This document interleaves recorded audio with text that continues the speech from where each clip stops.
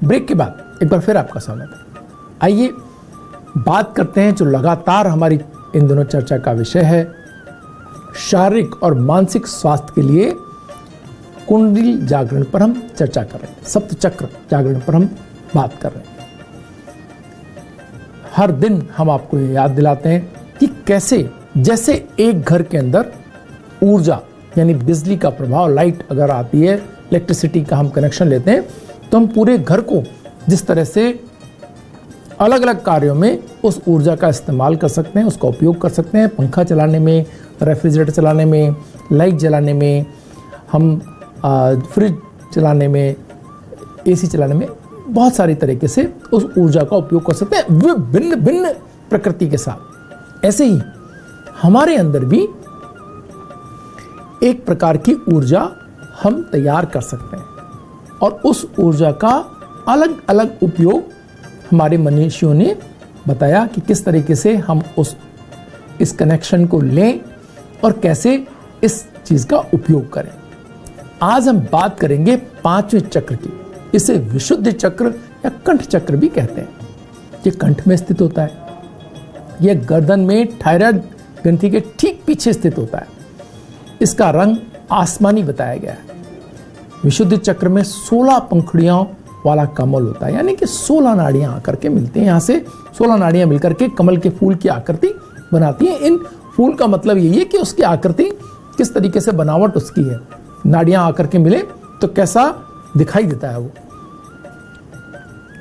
चिन्ह अर्धचंद्र जैसा है। इसका व्यास 6 सेंटीमीटर का होता है, लेकिन अपनी स्वर यंत्र का प्रयोग करने वाले लोग जैसे गायक और अध्यापक आदि में बड़ा हो जाता है। जो लोग आवाज की दुनिया में काम करते हैं उनके लिए धीरे धीरे बड़ा होता चला जाता है।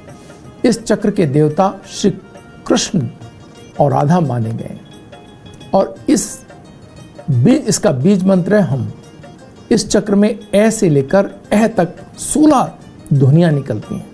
इसका संबंध आकाशीय ग्रह मंगल से है। विशुद्धि चक्र आकाश तत्व प्रधान ग्रह है, वैक्यूम का ग्रह है। वैक्यूम मतलब आकाश तत्व जिसमें कुछ भी नहीं, उसको ये हमारे पंच तत्वों की जो हम बात करते हैं उसमें आकाश तत्व का बड़ा महत्व है। इस चक्र को सक्रिय रखने के लिए उपयुक्त भोजन सभी प्रकार के फल हैं। अगर आप फल का सेवन करते हैं तो इस चक्र के लिए इसके मायने ये हैं कि आप सही चीज का अपने खान पान में आपने जगह दी है। जितना आप फल के ऊपर अपने आप को लाते जाएंगे, विशुद्धि चक्र आपका और बलवती होता जाएगा। इसीलिए जो भी लोग अपने जो है बोलने या अपने भाषण कला से या इस सब पर जिन भी लोगों का बेहतर अधिकार होता है, आप देखेंगे वो फल का अधिक सेवन करते हुए आपको पाए जाएंगे। या जो लोग फल का अधिक सेवन करेंगे उनका विशुद्धि चक्र की ऊर्जा बेहतर होती चली जाएगी।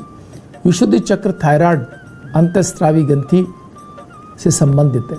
ये थायराइड, स्वर यंत्र, फेफड़े, श्वासन नलिका के पथ और आहार तंत्र को नियंत्रित करता है।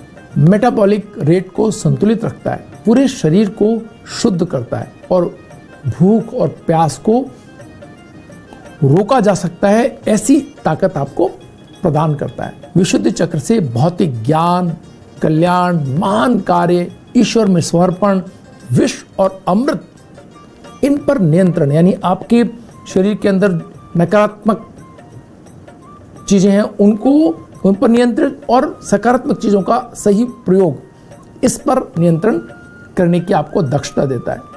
विशुद्ध चक्र संचार, संवाद और संप्रेषण का केंद्र है। यह व्यक्ति को अपने अनुभवों के बारे में बोलने की तीव्र इच्छा शक्ति प्रदान करता है। ये चक्र श्रवण का भी केंद्र है और मनुष्य के सुनने की शक्ति इतनी विकसित कर देता है कि वह कानों से ही नहीं, मन से भी सुनने लगता है। यह मनोवैज्ञानिक दृष्टि से रचनात्मकता, आत्मानुशासन, दायित्व और नेतृत्व का विकास करता है। जो भी लोग आपको बहुत डिसिप्लिन, अपनी बात बहुत तरीके से कहते हुए, बहुत अच्छे से सुनते हुए और कार्यों के सही निष्पादन से जुड़े हुए होते हैं, वो लोग, उनका विशुद्धि चक्र की जो ऊर्जा है वो काम में ले रहे होते हैं। ये ऐसा आप मान सकते हैं। इस चक्र का ध्यान करने से मनुष्य के रोग, दोष, भय, चिंता, शोक आदि दूर होते हैं और वह लंबी आयु को प्राप्त करता है। इस चक्र का नाम विशुद्ध रखने का कारण यही है कि इस तत्व पर मन को एकाग्र करने से मन आकाश तत्व के समान शून्य और शुद्ध हो जाता है। इस चक्र में बाहरी और आंतरिक विषयों को नियंत्रित करने की क्षमता होती है। ये चक्र पिछले कटु और नकारात्मक अनुभवों को निकाल करके जीवन को परमानंद से भर देता है।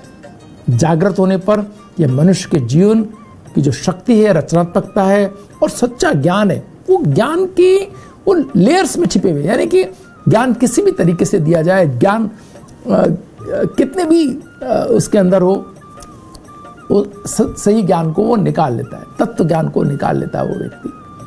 अब बहुत लंबी बातचीत के अंदर से वो उसके सामने वो जान जाएगा कि इसमें से तत्व की बात कितनी थी।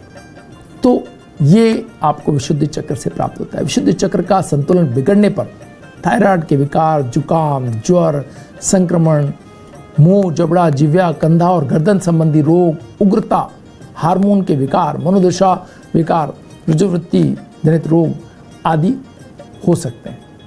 विशुद्ध चक्र को जागृत करने के लिए हलासन, सेतुबंधासन, सर्वांगासन और उज्जाई प्राणायाम अगर आप करते हैं तो ये आपकी ऊर्जा विशुद्ध चक्र तक निर्बाध जा सकती है।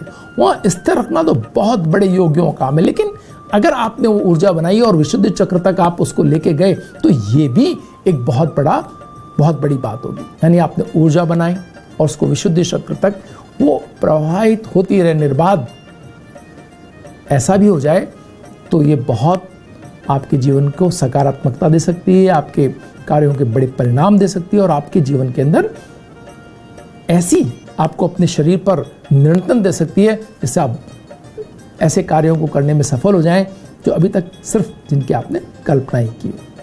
वक्त तो चला एक छोटे से ब्रेक का। ब्रेक के बाद फिर हाजिर होंगे, बने रहिए भाग्य में।